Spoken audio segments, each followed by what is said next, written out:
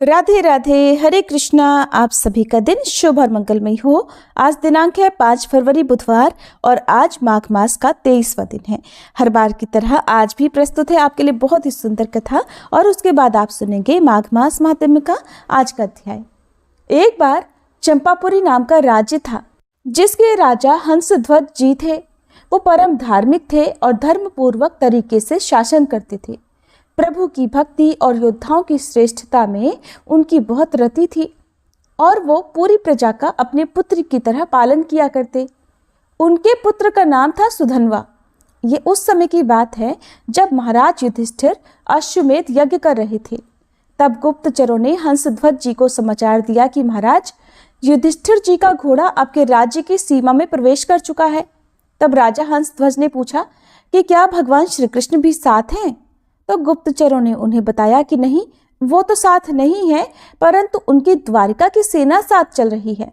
अब तो हंसध्वज के मन में आया कि अगर भगवान कृष्ण साथ होते तो घोड़े का पूजन करके उनके दर्शन प्राप्त कर लेते, लेकिन अब पांडवों को थोड़ा कष्ट देने के बहाने भगवान के दर्शन करने का उपाय करना होगा, क्योंकि जब पांडवों को कष्ट देंगे तो भगवान तो उनकी सहायता करने के लिए जरूर आएंगे।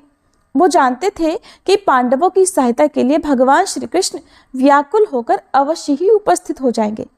इसीलिए उन्होंने महाराज युधिष्ठिर के अश्व को पकड़ लाने का आदेश दिया। अश्व के साथ चल रहे थे बड़े बड़े महारथी जैसे अर्जुन, प्रद्युम्न आदि, जो युद्ध के लिए तत्पर थे। अश्व को पकड़ते ही हंसध्वज ने हर्षपूर्वक युद्ध का जयघोष किया और तुरंत अपनी सेना को उपस्थित होने का आदेश किया।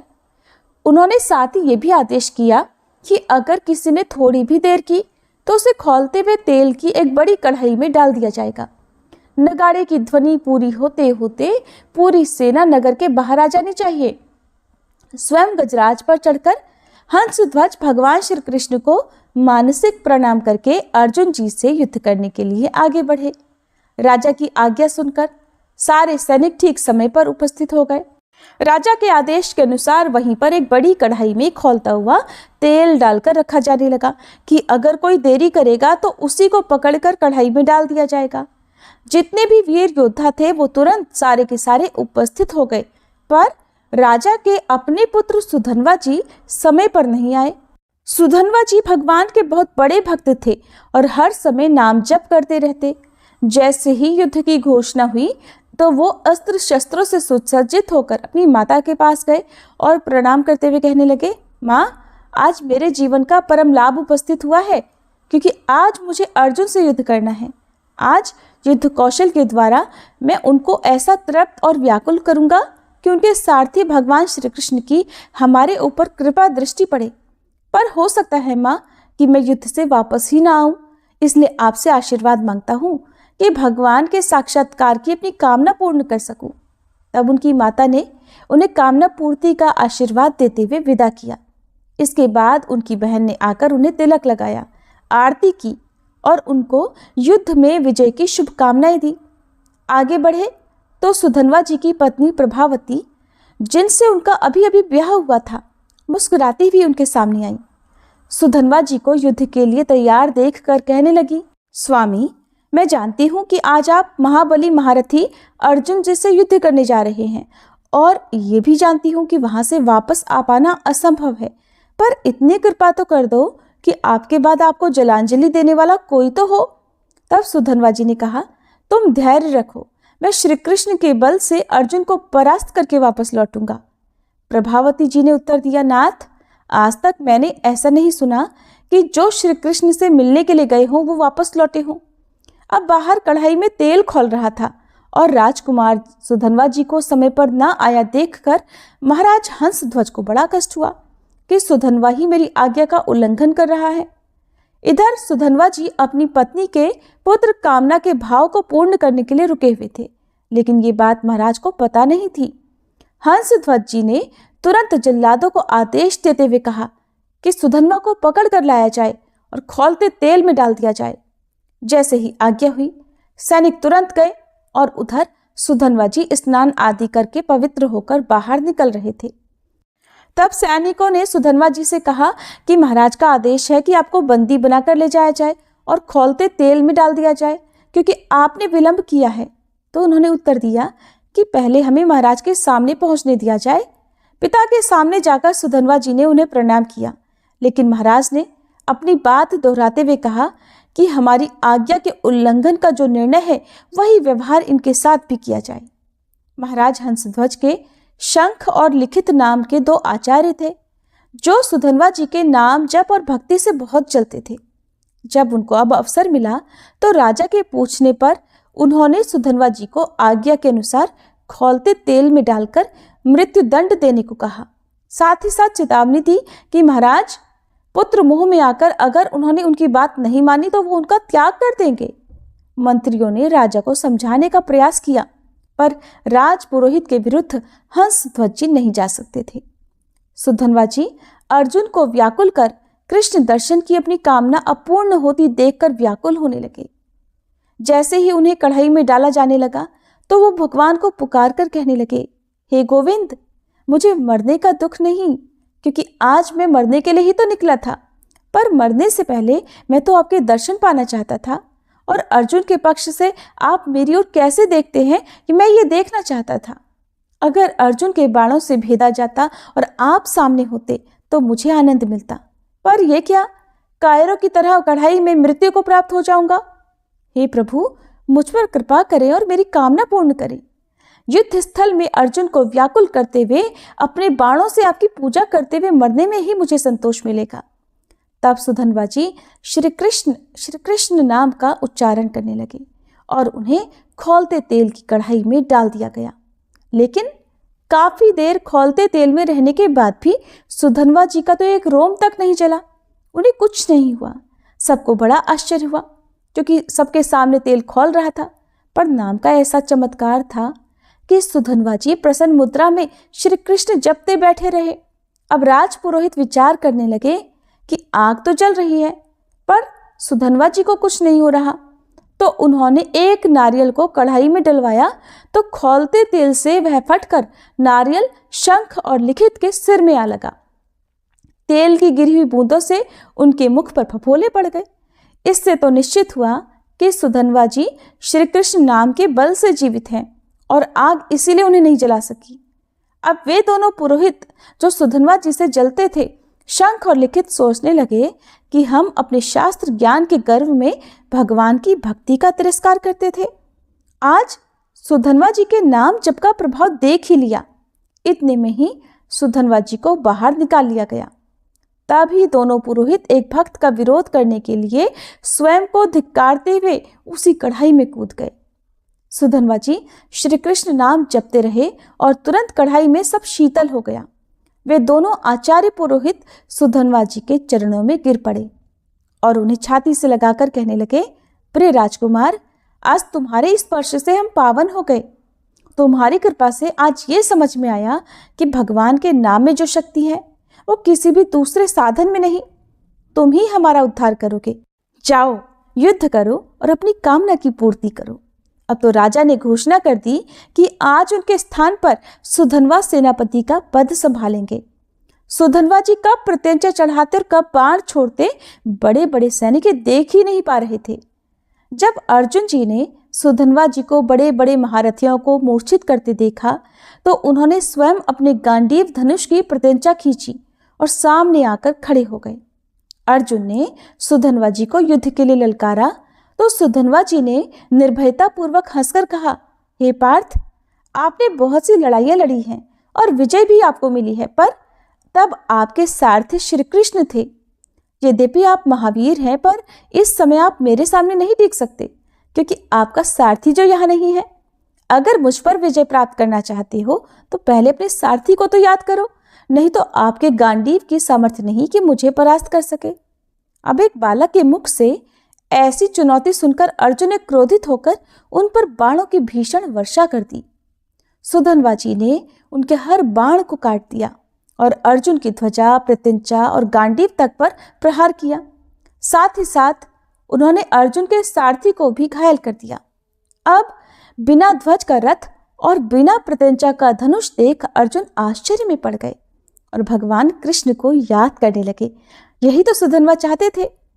सुधन्वा जी ने उपहास करते हुए कहा, आप मुझे बालक कह रहे थे, पर मैं चाहूं तो आपको बाणों से घायल करके ऐसी दशा में पहुंचा दूं जो आप जैसे वीर पुरुषों को शोभा नहीं देती। अब भी अवसर है, आप अपने सारथी को याद कीजिए और यहाँ बुला लीजिए। जैसे ही अर्जुन ने स्मरण किया, भगवान श्री कृष्ण वहां पहुंच गए। भला अर्जुन उन्हें याद करे और कृष्ण वहां ना पहुंचे, ऐसा तो संभव ही नहीं था। तब उन्होंने मूर्छित सारथी को हटाकर अर्जुन के रथ को संभाल लिया। सुधन्वा जी की कामना पूर्ण हुई, उनकी आशा पूर्ण हुई। उन्होंने अपने रथ से उतरकर भगवान के सामने प्रणाम मुद्रा में होकर अपने आराध्य देव का दर्शन किया और फिर दोबारा रोष में आकर अर्जुन को पुकारते हुए कहने लगे, हे पार्थ, अब संकोच मत करना, अब तुम्हारी विजय होगी। मुझे हराने के लिए तुम्हें पुरुषार्थ दिखाना ही होगा। अर्जुन ने कहा, वीर, आज मैं तुम्हारे मस्तक को 3 बाणों से गिराऊंगा। अगर मैं भगवान कृष्ण के सामने तुम्हारे सिर को ना गिरा सकूं तो मेरे जितने पूर्वज हैं सब पुण्यहीन होकर नरक में गिर जाएं। सुधन्वा जी ने कहा, पार्थ, मैं भी श्री कृष्ण के सामने प्रतिज्ञा करता हूं कि आपके 3 बाणों को बीच में ही काट कर गिरा दूंगा, और अगर ऐसा ना हो तो मुझे घोर दुर्गति प्राप्त हो। इसके बाद सुधन्वा जी ने 10 बाणों से अर्जुन और 100 बाणों से भगवान कृष्ण की एक साथ पूजा की। साथ ही उन्होंने एक बाण से रथ को 100 कदम दूर गिरा दिया। श्री कृष्ण बोले, धन्य है अर्जुन, देखो सुधन्वा कितना महाबली है। समस्त ब्रह्मांड का भार लिए मैं बैठा हूं, फिर भी तुम्हारे सहित मुझे 100 हाथ दूर फेंक दिया। ये बल सुधन्वा को निरंतर नाम जप और एक सुदृढ़ पत्नीव्रत होने से प्राप्त हुआ है। अब अर्जुन ने दिव्यास्त्र का संधान किया और बाण पे काल को विराजमान किया।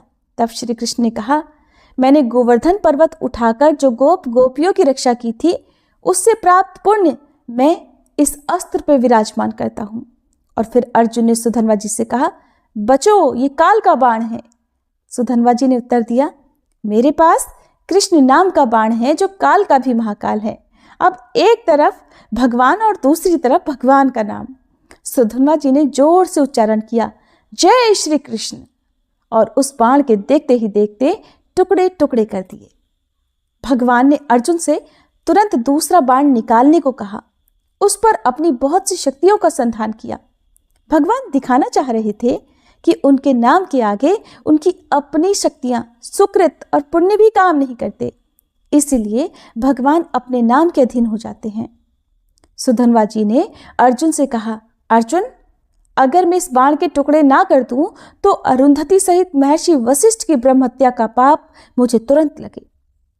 ऐसा कहते हुए सुधन्वा जी ने गोविंद कृष्ण नाम लेते हुए बाण मारा तो अर्जुन द्वारा चलाए गए भगवान की शक्तियों से संपन्न बाण के 5 टुकड़े हो गए। अर्जुन को निरुत्साहित देख भगवान श्री कृष्ण ने पांचजन्य शंख बजाते हुए नाद किया और अर्जुन से कहा, अब बाण संधान करो। भगवान ने कहा, मेरे राम अवतार में एक पत्नी व्रत होने के सारे सुकृत अब इस बाण पर विराजमान करता हूं। फिर उन्होंने ब्रह्मा जी को बाण के पिछले भाग और काल को अगले भाग पर विराजमान होने का आदेश दिया और अर्जुन से बाण चलाने को कहा। सुधन्वा जी ने अर्जुन से कहा, अब भी संशय है तुम्हें? देखो, तुम्हारी विजय के लिए भगवान क्या कर रहे हैं। अब कोई प्रतिज्ञा करो इस बाण को बचाने के लिए। अर्जुन ने कहा, वीरवर, यदि इस बाण से मैं तुम्हारा मुकुट सहित मस्तक ना गिरा दूं तो भगवान श्री हरि और भगवान शंकर में भेद करने से जो पाप लगता है वो मुझे अभी लग जाए। सुधन्वा जी ने कहा, मैं यदि इस बाण को ना काट दूं तो काशी में मणिकर्णिका घाट पर शिव विग्रह को पैर मारने से जो पाप लगता है वो मुझे तुरंत लगे। अब तो दोनों भगवत भक्तों ने बड़ी बड़ी प्रतिज्ञाएं कर ली, अपने अपने बाण छोड़े। सुधन्वा जी ने जय श्री कृष्ण नाम जपते हुए उस बाण को देखते ही देखते काट दिया। चारों तरफ हाहाकार मच गया। इतनी महिमा से युक्त बाण को कोई काट ही नहीं सकता था। बाण तो कट गए, पर उसके अग्रभाग ने आगे बढ़कर सुधन्वा जी के मस्तक को काट दिया। आश्चर्य की बात यह थी कि सुधन्वा जी के कटे हुए सिर से अभी भी निकल रहा था, श्री कृष्ण, जय श्री कृष्ण। भगवान श्री कृष्ण अब रथ से नीचे उतरे और उन्होंने सुधन्वा जी के कटे हुए सिर को उठाकर अपने हृदय से लगा लिया। इतने में ही सुधनवा जी के शरीर से निकली ज्योति भगवान की परिक्रमा करके भगवान में ही लीन हो गई। तब भगवान ने राजा हंसध्वज से कहा कि ऐसा भक्त शायद न आज तक हुआ है और न ही आगे होगा। वो मेरे दिव्य धाम में गया, इसलिए आप शोक या विलाप मत करना।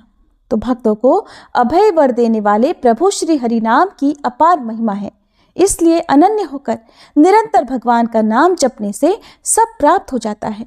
जैसे भी बने, भाव से कुभाव से, श्रद्धा हो या न हो, तब भी भगवान का नाम जब आपको प्रिय लगे तो आपको उस नाम का जप और कीर्तन करना ही चाहिए।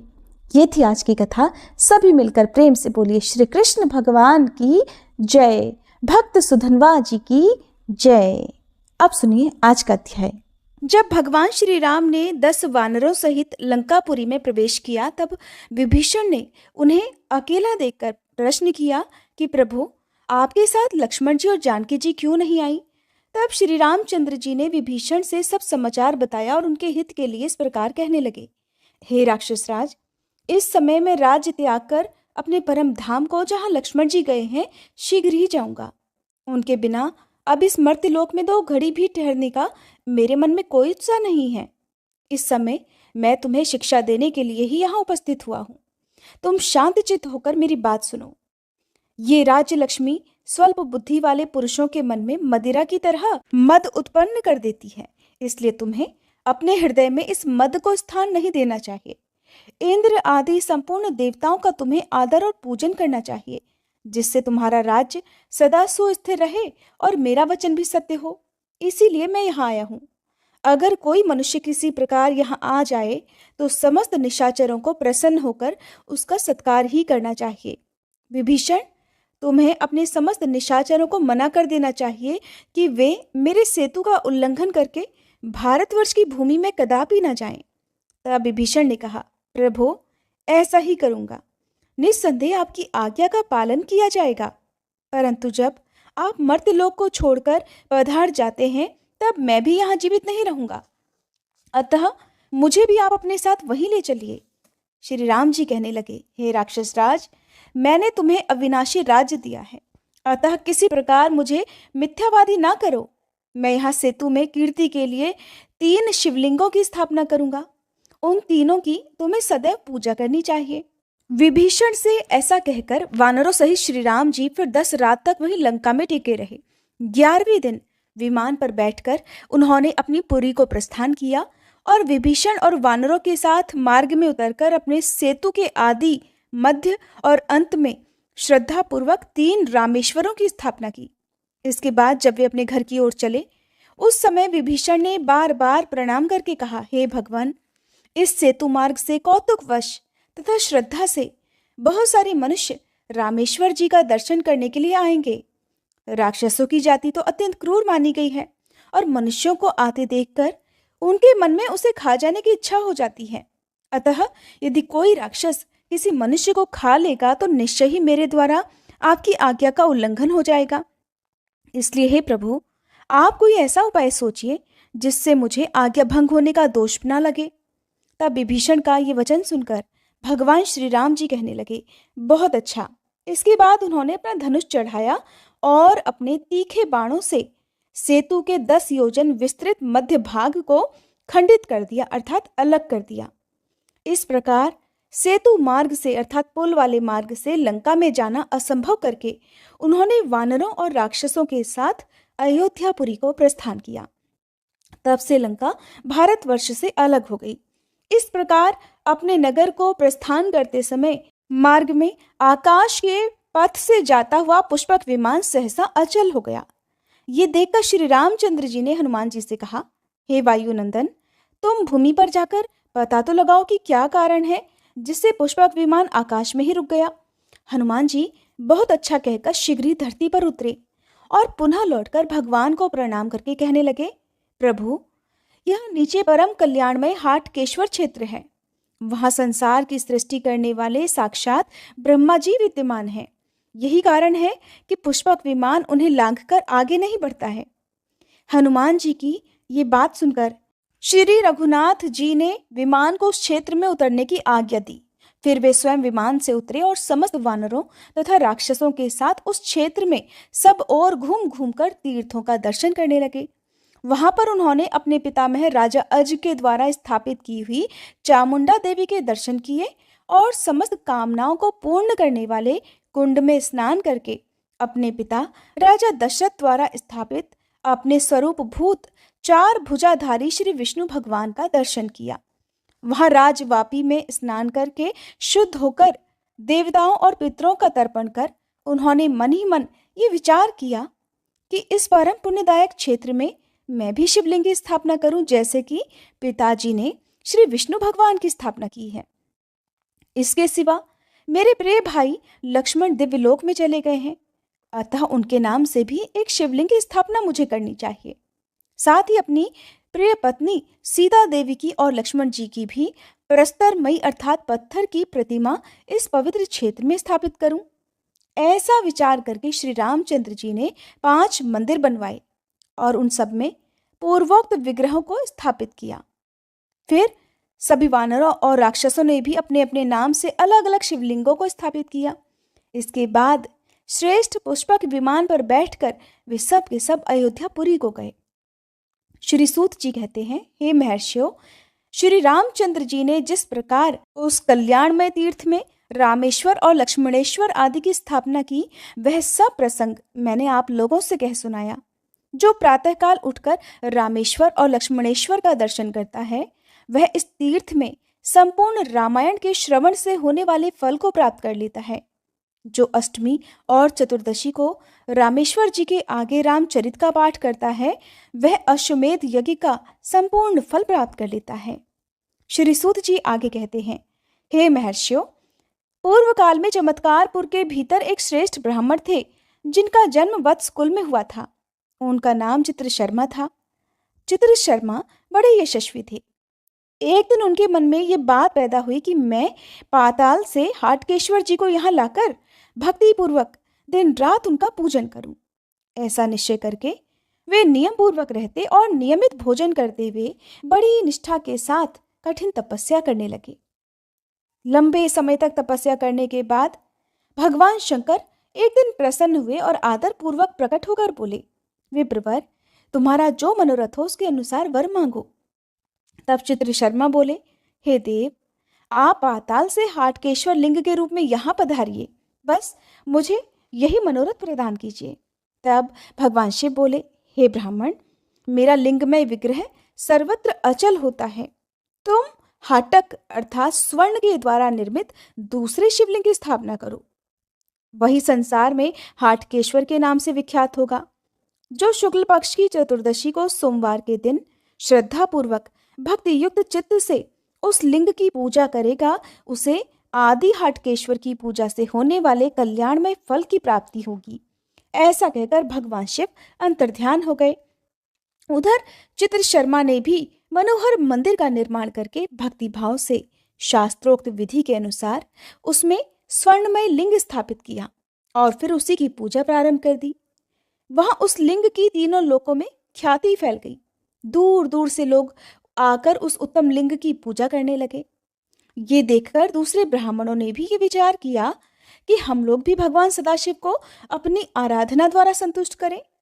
शूलपाणी शिव के 68 क्षेत्र बताए गए हैं, जहां ये परमेश्वर तीनों काल में निवास करते हैं। हम सब लोग प्रयास करें तो उन सभी क्षेत्रों का समूह यहाँ आ जाएगा। तदंतर वहां पर जितने भी श्रेष्ठ ब्राह्मण थे, उन सब ने ऐसा सोचकर बड़ी कठिन तपस्या प्रारंभ कर दी। सहस्त्रों वर्ष आराधना करने पर भी जब उन्हें कोई फल प्राप्त नहीं हुआ, तब वे सभी ब्राह्मण क्षुब्ध हो उठे और बोले कि हम बाल्यावस्था से ही भगवान शंकर जी की आराधना करते हुए बूढ़े हो गए, परंतु हमें अब तक परमेश्वर शिव का दर्शन नहीं हुआ, इसलिए हम सब लोगों को अब अग्नि में प्रवेश कर लेना चाहिए। मन में ऐसा निश्चय करके फिर उन सब ने अग्नि प्रज्वलित की और एकाग्रचित्त होकर वे अपने पुत्रों के साथ जैसे ही उस जलती अग्नि में प्रवेश करने लगे, तुरंत ही भगवान शिव ने प्रसन्न होकर उन्हें दर्शन दिए और हंसकर कहने लगे, हे द्विजवरों, ऐसा दुस्साहस ना करो, तुम्हारे मन में जो इच्छा हो उसे मांग लो। फिर सभी ब्राह्मणों ने भगवान शिव को बारंबार प्रणाम करके कहा, हे सुरश्रेष्ठ, आपके जो 68 क्षेत्र परम धन्य कहे जाते हैं और आदि शिवलिंगों की स्थिति के कारण जिन्हें परम पूजनीय माना जाता है, वे सभी क्षेत्र यहाँ प्रतिष्ठित हों। ये सुनकर भगवान शंकर ने सोचा कि मेरे मन में भी सदा यही कार्य करने का विचार होता है कि मैं अपने सभी क्षेत्रों को किसी एक ही स्थान पर एकत्र करूं, क्योंकि कलिकाल बड़ा भयंकर होगा। यहाँ पर भगवान शिव कलयुग के बारे में बता रहे हैं कि कलयुग आने पर पृथ्वी पर जितने तीर्थ और क्षेत्र हैं वो सब नष्ट हो जाएंगे। ऐसा विचार कर भगवान शंकर ने उन सभी ब्राह्मणों से कहा, विप्रवरों, तुम लोग मंदिर बनवाओ और उसमें अपने अपने गोत्र को आगे रखकर उत्तम शिवलिंग स्थापित करो, जिससे उन शिवलिंगों में मैं संक्रमण कर सकूं, अर्थात मैं प्रवेश कर सकूं। तब उन सभी ब्राह्मणों ने हर्ष में भरकर मनोहर भूमि भागों को देखकर वहां कैलाश शिखर के समान उच्च और दिव्य 68 मंदिर बनवाए और उन मंदिरों में तरह तरह के उत्तम शिवलिंगों की स्थापना की और विभिन्न क्षेत्रों में जो जो नाम प्रसिद्ध हैं उनके वही वही नाम रख दिए। इस प्रकार समस्त क्षेत्र और शिव मंदिर वहां सदैव निवास करते हैं। और आप सभी की जानकारी के लिए मैं आपको बता दूं कि रामेश्वरम तीर्थ तमिलनाडु में है। अगर आपको कभी भी ऐसा सौभाग्य प्राप्त हुआ तो आप वहां पर जाकर एक बार दर्शन करके जो भी आपको कथा में वर्णन किया गया है उसके बारे में जरूर पता कीजिएगा। इन्हीं दिव्य 68 मंदिरों के बारे में एक बार देवी पार्वती जी ने भगवान शंकर से पूछा कि हे प्रभु, आप किन किन तीर्थों में किन किन नामों से कीर्तन करने योग्य हैं, ये सब पूर्ण रूप से बताइए। तब भगवान शिव कहने लगे, देवी, काशी में महादेव विश्वनाथ के नाम से, प्रयाग में महेश्वर, नैमिषारण्य में देवदेव, गया में प्रपितामह ब्रह्मा जी, कुरुक्षेत्र में स्थाणु, प्रभास में शशि शेखर, पुष्कर में अजागंधी, विश्वेश्वर में विश्व, अट्टाहस में महानाद, महेंद्र में महावृत, उज्जैनी में महाकाल, मरुकोट में महोत्कट, शंकुकर्ण में महातेज, गोकर्ण में महाबल, रुद्रकोटि में महायोग, स्थलेश्वर में महालिंग, हर्षित में हर्ष, वृषभध्वज में वृषभ, केदार में ईशान, मध्यमकेश्वर में शर्व, सुपर्ण में सहस्त्रांशु, कार्तिकेश्वर में सुसूक्ष्म, वस्त्रापथ में भव, कनखल में उग्र, भद्रकर्ण में शिव, दंडक में दंडिन, त्रिदंडा में ऊर्ध्वरेत, क्रमी जांगल में चंडीश, एकाम्र में कृतिवास, छागले में कपर्दी, कालिंजर में नीलकंठ, मंडलेश्वर में श्रीकंठ, काश्मीर में विजय, मरुकेश्वर में जयंत, हरिश्चंद्र में हर, पुरुषचंद्र में शंकर, वामेश्वर में जटी, कुक्कुटेश्वर में सौम्य, भस्मगात्र में भूतेश्वर, अमरकंटक में ओंकार, त्रिसंध्या में त्रयंबक, विरजा में त्रिलोचन, अर्केश्वर में दीप्त, नेपाल में पशुपति, दुष्कर्ण में यमलिंग, करवीर में कपाली, जलेश्वर में त्रिशूली, श्रीशैल में त्रिपुरांतक, अयोध्या में नागेश्वर, पाताल में हाटकेश्वर, कारोहण में नकुलीश, देविका में उमापति, भैरव में भैरवाकार, पूर्व सागर में अमर, सप्त गोदावर तीर्थ में भीम, निर्मलेश्वर में स्वयंभू, कर्णिकार में गणाध्यक्ष, कैलाश में गणाधिप, गंगा द्वार में हिम स्थान, जललिंग में जलप्रिय, वड़वाग्नि में अनल, बद्रिकाश्रम में भीम, श्रेष्ठ स्थान में कोटीश्वर, विंध्याचल में वाराह, हेमकूट में विरूपाक्ष, गंधमादन में भूर्भुव, लिंगेश्वर में वरद और 68 अर्थात लंका में नरांतक का कीर्तन करना चाहिए। भगवान शिव ने कहा, देवी, इस प्रकार यहाँ 68 क्षेत्रों में प्रसिद्ध नामों का मैंने तुमसे वर्णन किया है। ये पढ़ने और सुनने वालों के सभी पापों का नाश करने वाले हैं। अतः बुद्धिमान पुरुषों को, विशेषतः शिव जी की दीक्षा लेने वाले पवित्र जनों को तीनों कालों में इन सब नामों का प्रयत्न पूर्वक कीर्तन करना चाहिए। जिस घर में ये 68 नाम लिखे हुए रहते हैं वहां भूत प्रेत, रोग व्याधि, सर्प, चोर तथा राजा आदि की कभी कोई बाधा उपस्थित नहीं होती है। देवी, इन सब तीर्थों में 8 बहुत उत्तम हैं, जिनमें स्नान करने वाला मनुष्य सभी तीर्थों में स्नान का फल प्राप्त करता है। नैमिषारण्य, केदार, पुष्कर, कुरुजांगल, काशी, कुरुक्षेत्र, प्रभास तथा हाटकेश्वर, इन 8 तीर्थों में जिसने भी श्रद्धा पूर्वक स्नान किया है उसने सब तीर्थों में स्नान कर लिया। देवी पार्वती ने पूछा, महादेव, कलयुग में मनुष्य किसी प्रकार इन सब क्षेत्रों में स्नान करने में समर्थ नहीं हो सकेंगे, अतः इन 8 तीर्थों का भी जो सारभूत तीर्थ हो, अर्थात इन 8 तीर्थों में भी जो मुख्य तीर्थ हो जिसमें स्नान करने से इन सभी तीर्थों का फल प्राप्त हो सके, उसका वर्णन कीजिए। तब महादेव जी बोले, हे देवेश्वरी, इन 8 में भी सबसे उत्तम हाटकेश्वर क्षेत्र है, जहां मेरी आज्ञा से सब क्षेत्र निवास करते हैं।